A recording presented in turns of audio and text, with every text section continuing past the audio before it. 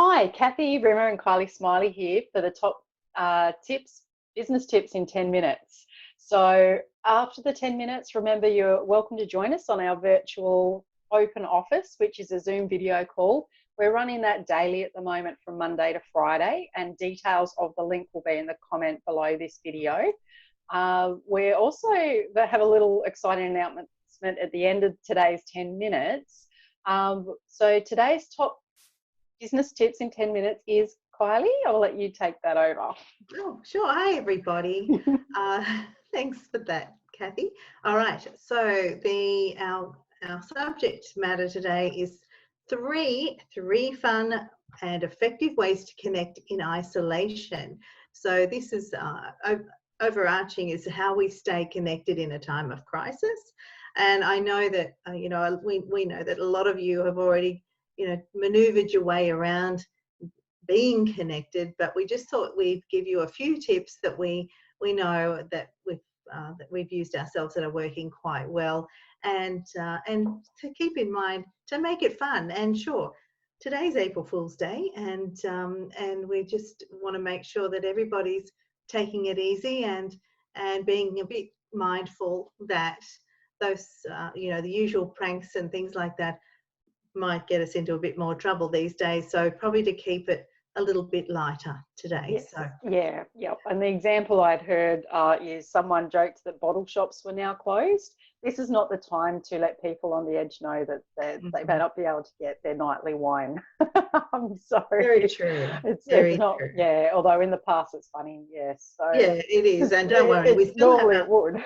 It's more importantly for everyone and everything. Keep your sense of humour. Laughter is the best cure for all sorts of ailments.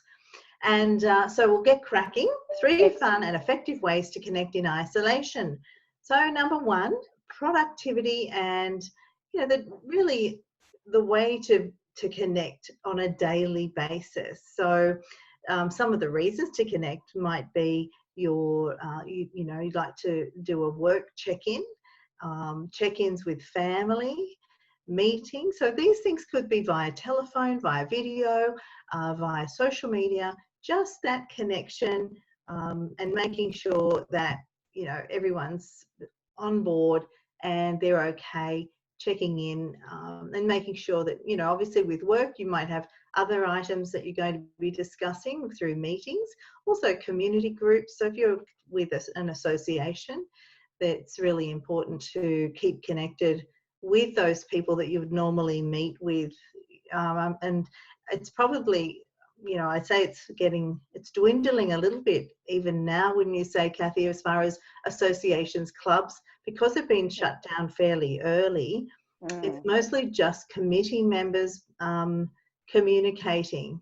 And yes and no. There's a lot of clubs, particularly Rotary, they are encouraging their normal meetings to be running via Zoom.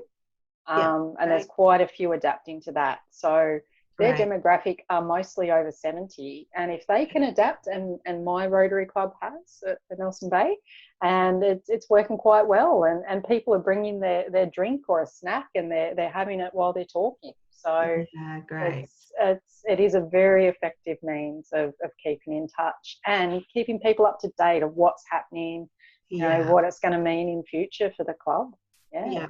And what I'm finding as well, Kathy, is that it's all of a sudden I've got more time on my hands. Yes. So, and I know this isn't a revelation, but it's just nice to say it out loud, because you're thinking, well, I don't have to travel anywhere. I don't have to get fully dressed. I can get half dressed, and I'm fully dressed today. Just I was just checking out to ask. Okay. I'm not going to do a Russell Coit. Have you seen that video? Yeah. It was hilarious. If you haven't seen it, you must see it. Look it up. I won't spoil you the ending. Anyway, so I would definitely do that. And social meetups. I mean, if you're used to going for a drink or a coffee or something with friends, make it a regular daily occurrence to check in with them. Create a new group in Facebook. Yeah. And if you catch up with someone once a week as a group, have that catch up online and a check. And I've got a friend who's asked, could we start working on a dance routine? Now, I'm not a dancer, but it will be fun. You know, we'll practice some virtual. Absolutely. It's time to experiment and let your hair down a little. Yeah.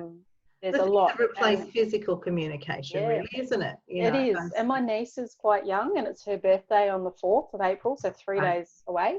And she's quite upset she couldn't have a party, so we're having a virtual birthday party. Oh. And she's gone into Canva and she's created her own invite, and she's Zoomed with me and got my help in getting it ready to be prepared. And so there's different things, there's connections you'll find that you never thought of doing in the past. And I've spoken to them all. So that can happen in the work environment as well. There are more businesses bringing in that daily meeting and that weekly meeting and that check-in, and they're going to continue it after because it's so effective. Absolutely. Great. Well, that leads us to tip number 2, creating a space. So this is really important. Here I've worked from home for a long time now, and so I have my own office, and I also have an exercise machine in my office, which I do try to use. And at the moment, my daily routine is going for a 45-minute to an hour walk in the morning. I'm trying to get up earlier and earlier and earlier so that I get more hours in my day. But creating a space is really important. You can have zones for work, for play, and for relaxing. And, you know, make sure that there's space there where you are less likely to be distracted. But we do have to take into account that we are more likely to get distracted because we've got children home, husbands, wives are home together, animals are going nuts because all of a sudden they've got 100% attention all the time. Feeling invaded. Yes. So Kath, you might like to add a bit more to that if you Absolutely, because you've worked from home a long time as well. Yeah. So 7 years I've been working from home, and it really is that the setup and the unset. It is the having that zone that when you walk in, it is putting on a work shirt. And I've spoken about this before. Having certain work clothes items that when you put it on, you feel you've got your uniform. You're in work mode. When you finish work, you take it off. And then it's again, and I know I've already spoken about this, but I can't emphasize how effective it is, particularly for the husband and the children and those around. They see the work shirt on and they know, work mode, all right, stay away. Or they know, they're in. So if you're in your tracksuit pants and you're working, the kids or the husband's not necessarily going to identify that you are. Do you know what I mean? That's so true. It's not obvious, and that frustration's likely to creep in, if that makes sense. They're going to invade your space, trying to get your attention.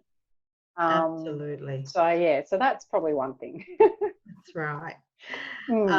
It's less confusing now for some people that had a couple of days at home and then they worked also, because I used to get, where are you going? Because instantly they'd see that I was fully made up, fully dressed. I'm going somewhere.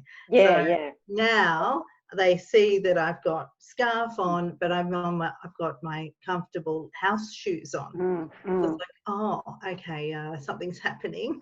Then, as I said before, I just put the lanyard on the door handle, and they know that I'm doing a recording. And we've got a red piece of paper. My husband's on webinars, web chats and things, and it's actually, we've tri-folded it and written live, so like your radio announcer sort of thing. So he sticks that in front of his terminal or on his headset to say, I'm live, guys, you need to quiet.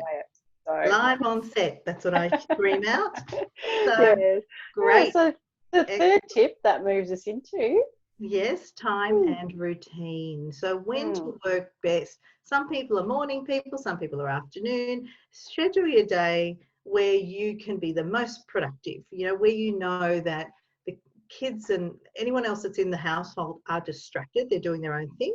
That's a great time for you to really hone in and go, okay, what's the highest priority that I have to get done today? Yep, and that's the focus work, when there's things you don't want interruption. Some people are more night workers, and it might be better you spend a bit more time during the day doing other things or interacting with the family, and you do a little bit at night. So flexibility is really important. Energy, I can't emphasize how important that is. Sometimes you may have planned to do a certain activity that day or a certain job, work, but you get there and you just can't get it. So when you're energetic, hook into those bigger things that, and when you're not, be kind to yourself and look for those little admin tasks like your bookkeeping that don't take a great deal of thought, but has to be done. Yeah, that's right. Some people love it, some people hate it. Yeah. And you can have fun, you know, like the signs. I'm sure my children are going to have a great pleasure in making different signs for when mum and dad aren't available. So, and don't be too strict. That's another one, isn't it, Kath? Don't be too strict, because you know, you can be to a certain degree, but not crazy, because there's things that will happen, you know, that you haven't thought about. And, you know, especially when you're getting packages at the door, or a neighbour might accidentally, you know, that something comes into the yard. You know, things happen that are unexpected and bizarre. So, you know, just being a bit flexible, a bit relaxed, you know. Yes, and know that tomorrow is a new day. Whatever happens, at the moment we're all taking life day by day. So make the most of it. Bonus tip: make the most of it. Have fun, and reach out to someone you haven't for a while that you've been meaning to, that you haven't had the time, because you no longer have all this travel time and other distractions. Exactly. It's a lovely time to catch up with friends and family that you haven't for a long time. So wonderful. Well, on that note, Kath, I think that's our 10 minutes. Thanks everyone for joining us for 10-minute tips with Kath and Kylie. We'll look forward to seeing you again very soon. We will do. Thank you. And the exciting announcement very quickly is we've now got businessstars.com.au, and we're setting up a YouTube channel as well. So if you're wanting more information, it's easy to find the both of us in the one spot now, and obviously the Facebook group. And don't forget the virtual office. Join us after, and we'll put the Zoom link in the comments. So have a great day. Stay safe, stay calm, stay well, and stay connected, even if it's virtually. Bye.